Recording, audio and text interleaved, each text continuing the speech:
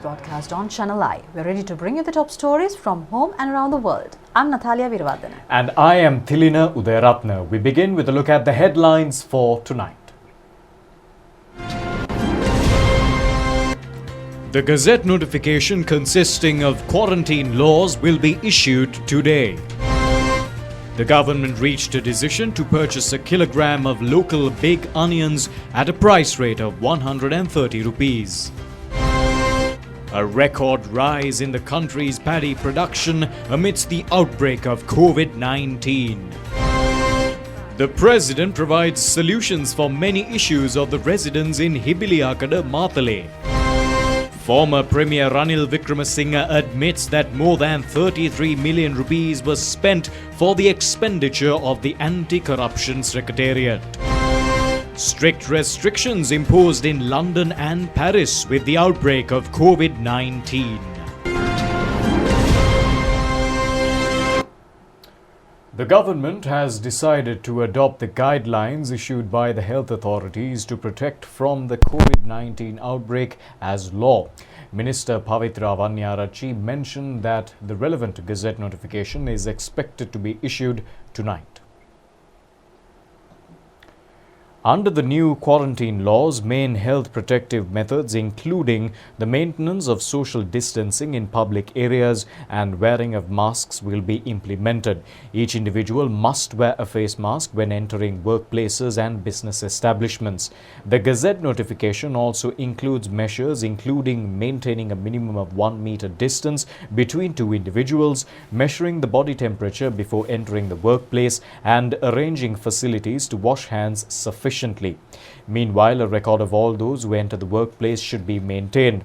The Gazette further indicates that the maximum number of employees and the number of other persons should be maintained within the maximum figures as indicated. Addressing a media briefing, Minister Pavitra Vanniyarachchi said that the judiciary has the power to impose fines amounting to a maximum of 10,000 rupees and an imprisonment of 6 months for the violators of the quarantine law. The stipulated quarantine curfew was imposed in the Katunayaka police jurisdiction from 5 a.m. today. The curfew will be enforced until further notice. The curfew was imposed after recording a group of COVID-19 patients detected in the Katunayaka Free Trade Zone. Even though the quarantine curfew has been imposed in the area, the apparel factories in the Katunayaka Free Trade Zone can operate without a hindrance, and the employees of the factories will be able to move across curfew-imposed area using their employment identity cards as curfew passes. Accordingly, curfew has been imposed in 19 police jurisdictions in Gampaha. Public transportation has been allowed to move across the curfew-imposed areas. However, only students facing the GC advanced level examination in the aforementioned areas can be loaded and unloaded in the curfew-imposed areas themselves. Pharmacies and Satos outlets and other establishments are allowed and will be remain closed today. Meanwhile, the movement in Ganihimulla, Peralandavatta and Halkandana villages in the Minuwangoda police jurisdiction have been restricted. A decision has reached to purchase a kilogram of big onion for a price rate of 130 rupees through Sathasa with the intention to safeguard the domestic onion farmer and consumer. Minister Dr. Bandula Gunawardena said that the decision was reached to protect the domestic farmers following the relaxing of the import tax on onions. State Minister Shehan Semasinghe has said that the government has released necessary funds to purchase onion from the domestic farmers. He said that the purchasing process will be carried out in accordance to the details provided by the district secretaries.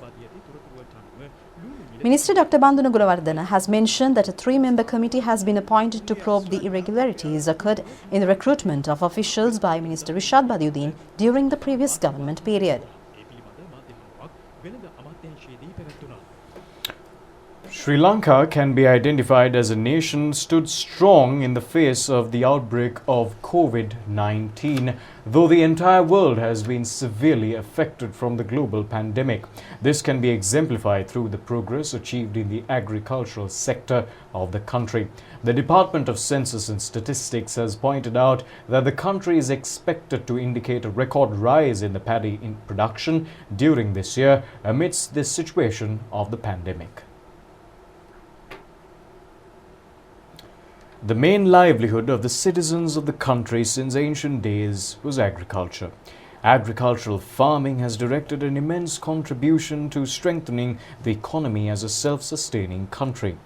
The reliefs provided by the government to uplift the agricultural sector, including paddy in the country, have contributed to the rapid development in the field in the recent days. With the COVID-19 pandemic, the entire world has been severely affected socially, economically and agriculturally. However, according to the latest reports of the Department of Census and Statistics, the paddy harvest of the previous Maha season has achieved the target of 3,197 million metric tons amidst the outbreak of COVID-19. Paddy harvest of the Yalla season has fulfilled the target of 1,840 million metric tons. Accordingly, a total of 5,037 metric tons of paddy harvest have been achieved, which is a record for paddy harvesting in the country in the face of the COVID-19 pandemic.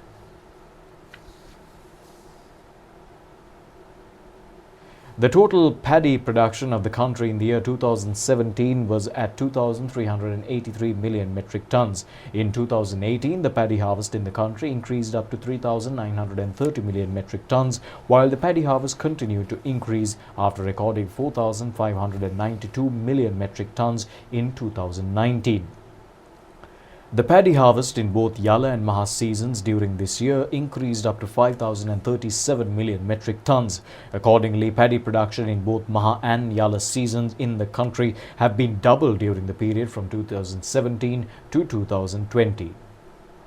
In the journey to an agriculturally self-sustained country, the paddy harvest has achieved a record increase since many people have been engaged in agriculture due to the far-sighted measures undertaken by the government on agriculture and the farmer communities. Solutions have been provided to many issues directed to the President during his tour in Hibiliakada area in the Wilgamu Divisional Secretariat Division in Matale. One of the major issues faced by the residents in the area was to acquire necessary water supply for their cultivations. Accordingly, measures have already been undertaken to grant redress to their grievances. The second stage of the program, titled A Dialogue with the Village, or Gama Samaga Pilisandara, aimed at resolving problems of the rural community, was underway centering Hibiliakada Gram Niladhari division in the Matale district. There are 99 families in the village and their main livelihood is agriculture. During the program Gama Samaga Pilisandara, held on 2nd of October, the villagers requested the President to provide necessary water supply for the cultivations in all 3 seasons.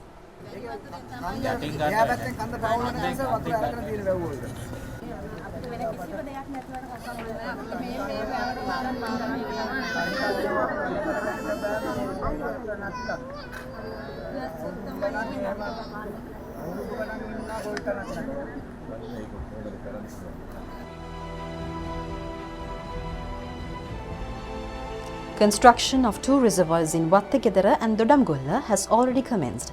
The Department of Irrigation is in charge of construction of the lake in Wattegedara.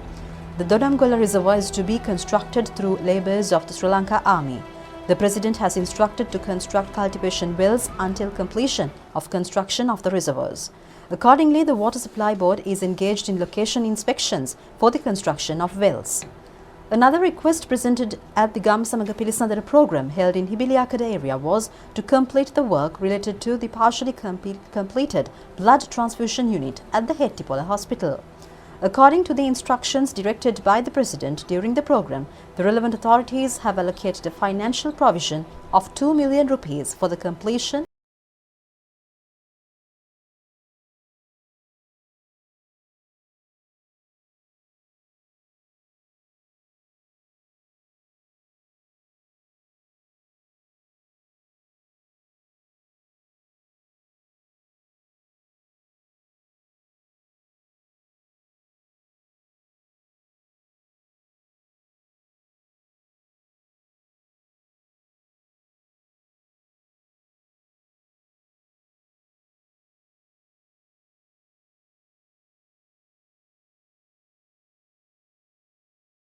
to the instructions of the President. The Sri Lanka Transport Board has deployed a bus for the use of the villagers.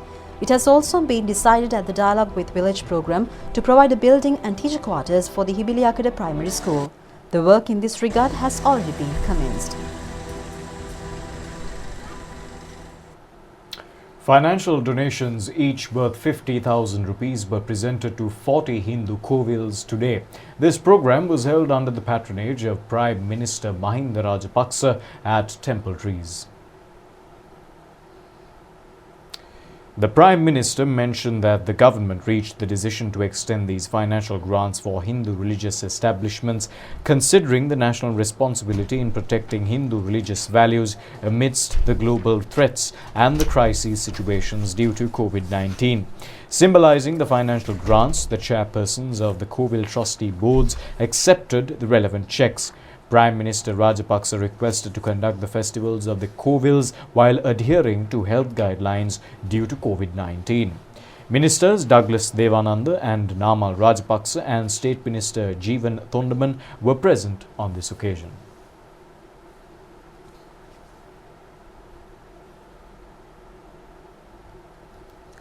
Former Prime Minister Ranil Wickremesinghe admitted today that more than 33.7 million rupees worth funds were spent from the Prime Minister's office for the expenditures of the Anti-Corruption Committee Secretariat. He made these remarks while testifying before the Presidential Commission of Inquiry on Political Victimization. The former Premier testified before the Presidential Commission in accordance to a complaint lodged by former Managing Director of Sri Lanka Insurance Corporation, Piyadasa Kudabalage.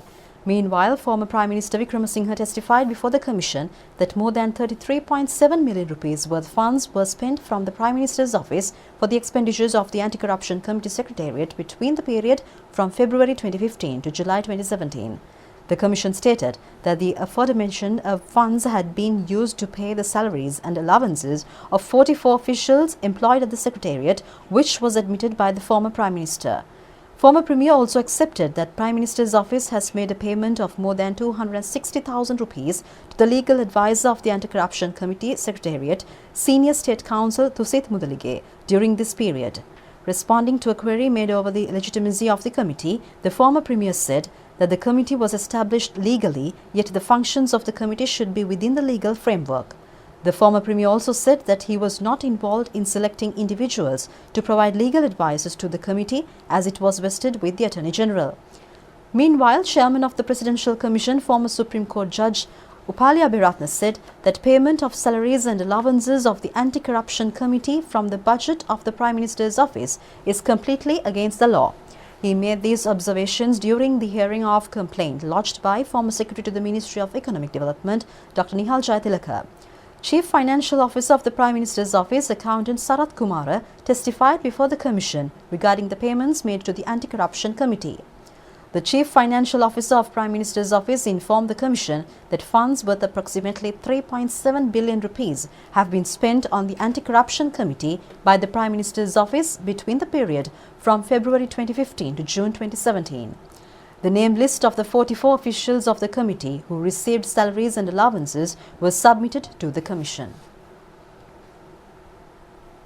Galle Chief Magistrate granted permission for the Criminal Investigation Department today to detain and interrogate the organised criminal Arumahandi Janith Madhusankar Silva, also known as Podi Lassi, for the period of 90 days. Accordingly, the suspect was transported to the Criminal Investigation Department this evening. Galle Chief Magistrate Harshana Kakunavela granted permission after considering a request made to the court through a motion by the Criminal Investigation Department. Accordingly, the magistrate issued an order to the superintendent of the Busa prison to hand over the suspect to the Criminal Investigation Department. Podi Lassi has been named as the second suspect in the case filed over the alleged threats made against the President, Defence Secretary and senior officers of the Department of Prisons. The relevant threats were made against the prison officers inside the Busa prison. The relevant complaint was taken up for consideration during several occasions following the submissions presented by the Criminal Investigation Department to the Galle magistrate. Today marks the International White Cane Safety Day. Issuing a message commemorating this day, Prime Minister Mahinda Rajapaksa has said that the main objective of this day is to eliminate social, economic, cultural and environmental issues and hindrances faced by visually handicapped persons by opening the eyes of the society with sight on the sightless community. White cane is a special equipment for the visually impaired persons. In his message, Prime Minister Mahinda Rajapaksa fondly remembers the entire visually impaired community on the International White Cane Safety Day, falls on October 15th each year, based on the special equipment white cane. According to a joint resolution signed by the US Congress on 6th October, US President Lyndon B. Johnson signed the first White Cane Safety Day proclamation, marking 15th October of each year as White Cane Safety Day. White cane is an important symbol of blindness and a tool of independence for the blind and visually impaired communities. The sightless community is in the need of the right for equality and life with dignity as similar to the rest of the society. As a result of this objective, the White Cane Safety Day was created on behalf of the global visually impaired community. In his message, the Prime Minister emphasized that the nation should act to ensure the rights of this community while eliminating their hindrances.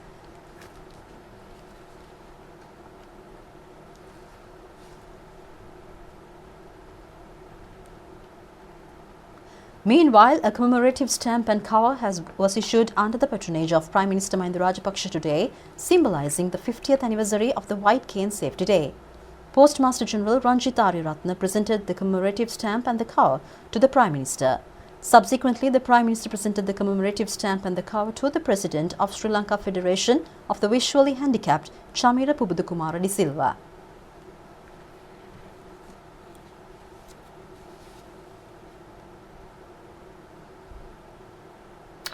Telecommunication Analysis at the Presidential Commission of Inquiry probing the 2019 April 21st Easter Sunday attacks reveals State Intelligence Service Director Nilantha Jayawardena contacted ex-President Maithripala Sirisena at 8:02 a.m. on the 21st of April 2019, just before the Easter Sunday attack. Former President Maithripala Sirisena was testifying before the Presidential Commission for the third day yesterday. He further said that the Easter Sunday attacks was an avoidable incident and a large group of officials were responsible for being unable to avoid this attack. In his testimony, Maithripala Sirisena said Nilantha Jayawardena did not communicate the foreign intelligence received on the 4th of April in any single conversation. The former president said that the State Intelligence Service Director failing to inform the president of such intelligence information is a serious flaw and an offence, as definite instructions were given to appraise the president on all intelligence matters. The Additional Solicitor General assisting the Commission questioned the ex-president if SIS Director Nilantha Jayawardena contacted him through the president's road residence when Maithripala Sirisena was in Singapore. Responding in the affirmative, the former president said the SIS director contacted and informed him about the explosions and the fatalities. However, the Additional Solicitor General pointed out the phone call in question was made before the explosions had taken place and questioned how would he inform the ex-president of an explosion in such circumstances. The former president had replied saying he did not recall receiving a phone call in the morning since he was hospitalized in Singapore at the time. The former president also pointed out the difference in time between Singapore and Sri Lanka. Producing a telecommunication analysis report, the Additional Solicitor General assisting the PCOI said the phone call in question, according to local time, was made before the explosions had taken place. The former president said he does not recall such a phone call, citing there was no unfavorable situation in the country to appoint an acting Minister of Defence when going overseas. The former president said he could be contacted any time due to advances in technology. A commissioner requested the ex-president as to why an officer from the State Intelligence Service could not contact him despite the existence of such advanced technology as claimed by the witness. Maithripala Sirisena said on the 20th and the 21st of April in 2019 he was hospitalized, and during those 2 days even his private security personnel were not allowed to be close to him. The former president dismissed as false a statement which was made claiming he offered a diplomatic post to the ex-IGP if the latter accepted responsibility for failing to prevent the attacks. Following the attacks, intelligence services from other nations arrived in the country and assisted the investigations, said Maithripala Sirisena, adding there was no indication that it is directly ordered the attacks or the link between IS and the attacks. The Additional Solicitor General assisting the Presidential Commission of Inquiry said former Prime Minister Ranil Wickremesinghe in his testimony noted everyone must be collectively responsible for the April 21st attacks. The former president said that the officers who failed to prevent the attacks even when there were opportunities to do so must be held responsible for these terror attacks. The PCOI said 4 suspects were arrested as per the provisions of the Prevention of Terrorism Act with regards to the discovery of weapons cache in Vanadavilluva on the 16th of January 2019, and less than 3 months after the arrest, 2 of those suspects were released. The ex-president said if such an event had taken place, the person who recommended the release should be held responsible. However, the PCOI pointed out it was the ex-president himself who had signed the release papers. Maithripala Sirisena said he placed his signature on multiple documents presented to him by the Criminal Investigation Department and the Ministry of Defence, adding he was not able to pursue the content of each and every document individually. When the Commission questioned former President Maithripala Sirisena on events reported before the attacks, he said if that is the case, there should only be a president in the country. He said the Defence Secretary, Inspector General of Police, commanders of the armed forces, intelligence services must ensure they fulfill their duties and responsibilities. The Ministry of Environment has introduced 3 direct hotline numbers and a mobile number to create awareness on environmental hazards. A media briefing in this regard was held under the patronage of Minister Mahinda Amaravira today.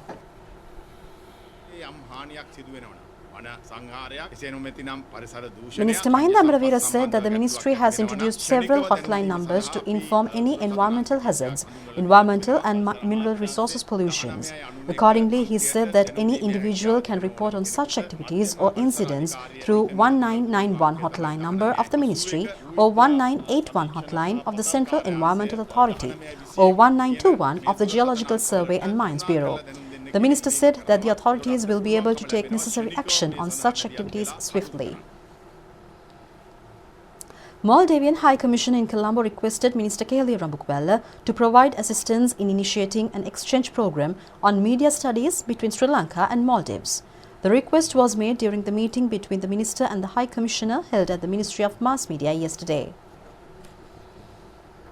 Meanwhile, a meeting between Minister Vimal Veeravansha and High Commissioner of Pakistan to Sri Lanka, retired Major General Azad Khatak, was held at the Ministry of Industries today. During the meeting, the attention was directed on the ability to implement industries covering many sectors benefiting both nations. The newly appointed public trustee of Sri Lanka, Ganesh Dharmawardena, assumed his duties today at the Department of Public Trustee, Colombo. The newly appointed public trustee of Sri Lanka, Ganesh Dharmawardena, also functioned as the additional legal secretary to Prime Minister Mahinda Rajapaksa. Parliamentarian Premanath C. Dolavatta and additional secretaries Chaminda Kularatna and Harsha Vijayawardena were present on this occasion. Well, that's it from the Rupavahini News Desk for tonight. Join us once again tomorrow. Until then, take care. Thanks for watching. Good night.